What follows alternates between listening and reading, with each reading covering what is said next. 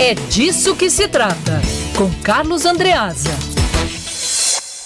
Carlos Andreasa, Wilson Witzel afastado, mas continua no Palácio Guanabara e se apresentando às vezes para a imprensa, dando opiniões como se estivesse governando ainda. Boa tarde. Fala, Lacerda. Ele não está mais no Guanabara, né, Lacerda? Palácio Laranjeiras. Tá só no Laranjeiras, Ato Falho. Por enquanto. Deixa eu fazer uma saudação a Isabelle Rangel. Como vai, Isabelle Rangel? Tudo bem? Tudo bem, Andreasa. Como vai você? Bem, melhor agora na companhia de vocês e dos nossos ouvintes queridos. Lacerda, você veja que nessa entrevista o governador afastado Wilson Witzel esboça a sua derradeira estratégia de defesa, né?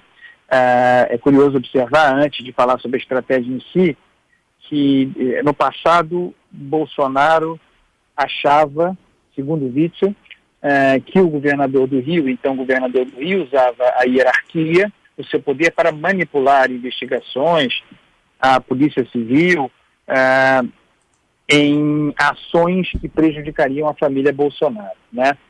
E agora, o discurso é sempre o mesmo, de um lado ou de outro.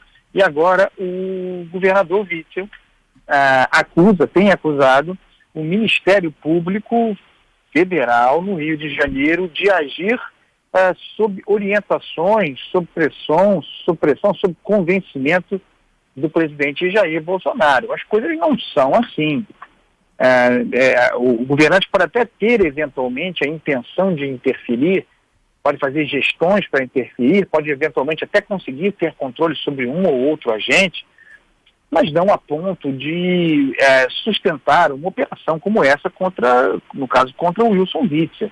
Quem leu a denúncia apresentada pelo Ministério Público percebe que há robustez ali, há elementos contra o Wilson Witzel. A estratégia dele, no entanto, muito curiosa, é atacar o Ministério Público, associar o Ministério Público à atividade política. Eu sou um grande crítico do que eu chamo de lavajatismo, e a crítica que eu faço muitas vezes coincide com uma reclamação do Wilson Witzel, de os investigadores, já o Ministério Público, titular da ação penal, muitas vezes agir, vazar conteúdos, expor os investigados, e depois a coisa não se verifica, não avança, faltam provas e o prejuízo está feito. Isso acontece com grande frequência.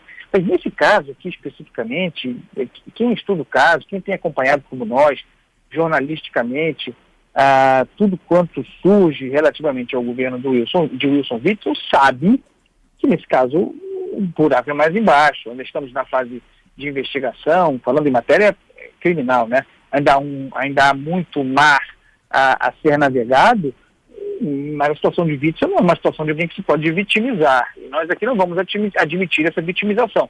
A estratégia, no entanto, dele está muito clara. Veja que ele, como eu disse, centra fogo no Ministério Público, mas não fala do Judiciário, porque a última esperança dele é uma reversão no Judiciário, né? Ele até apela para a questão corporativa. Eu sou juiz, conheço como funciona o Judiciário não vai cometer uma injustiça comigo. Ele poupa, por exemplo, o ministro Benedito Gonçalves e o próprio STJ, como corpo, que depois ratificou a decisão, que o afastou enquanto havia um processo político rolando na Assembleia. E esse afastamento foi o decisivo para a situação de Wilson Witzel.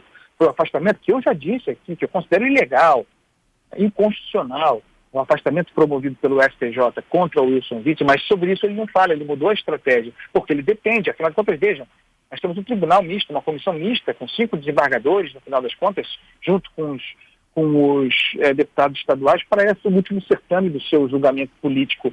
Então, ele poupa o judiciário que, repito, foi o grande pivô do seu esvaziamento derradeiro, tirou ele da cadeira, tirou qualquer chance competitiva, ele não fala do judiciário, a esperança dele depende do judiciário, ele centra fogo no Ministério Público, que nesse caso parece ser uma ficção. O Ministério Público a serviço da agenda política, dos interesses políticos da família Jair Bolsonaro. Não estou dizendo que não haja agente do Ministério Público cuja agenda seja lavajatista e eventualmente coincidida com a dos interesses da família Bolsonaro. Mas essa concertação de um Ministério Público no Rio de Janeiro, trabalhando a serviço de Jair Bolsonaro para prejudicar Wilson Witzel em sua pretensão de ser presidente da República, não dá. Nem a teoria da conspiração mais alucinada faz essa conta fechar, Lacerda, Isabelle. Carlos Andreasa, a gente comentou mais cedo, trocando de assunto rapidinho, que eu lembro até que você utilizou a Las Vegas, está no Rio de Janeiro, né? Em relação aos bingos que a gente trouxe na primeira edição de denúncia que estariam rolando. Agora a gente tem informação que a polícia bateu lá e finalmente interrompeu, sabe-se lá até quando, essa jogatina que a gente trouxe mais cedo no Jornal Band News, primeira edição. Só a gente divulgar aqui que eles correm atrás, né, Andreasa? Mas só para dizer o seguinte, Lacerda, caiu essa casa aí, mas Las Vegas continua aqui, tá, rapaziada? Não. O que tem de jogo clandestino no Rio de Janeiro não é brincadeira, não, tá? É um escândalo mesmo. E a impressão que a gente tem é que, assim, não adianta, né? Porque por mais que se façam operações, as pessoas não fazem questão nem de esconder, na verdade. Se você passar por algum lugar e pedir uma indicação, qualquer um na rua sabe onde tem.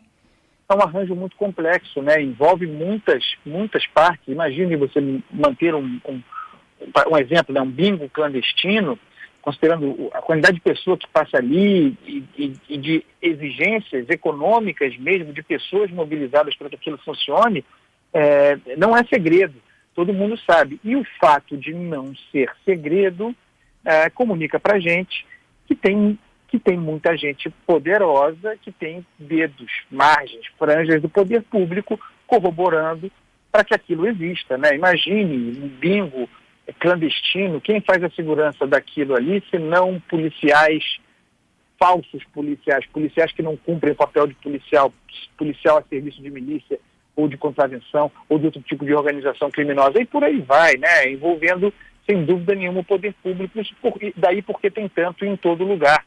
Não é muito diferente da lógica que sustenta a existência do jogo do bicho na rua, né? Você vê a banca do jogo de bicho na rua, o policial passa ali, o negócio continua. O policial não viu? É isso. Um na Avenida Rio Branco, no número 247, no centro do Rio de Janeiro. A polícia já contabilizou 55 apostadores e 5 funcionários detidos, levados para a delegacia. E agora também tem um sendo estourado em Copacabana, os ouvintes mandando mensagem para a gente também por lá. Carlos Andreasa, até amanhã, hein? Falou, Lacerda, Isabelle, um beijo para vocês, até amanhã. Tchau, são 5h22 agora.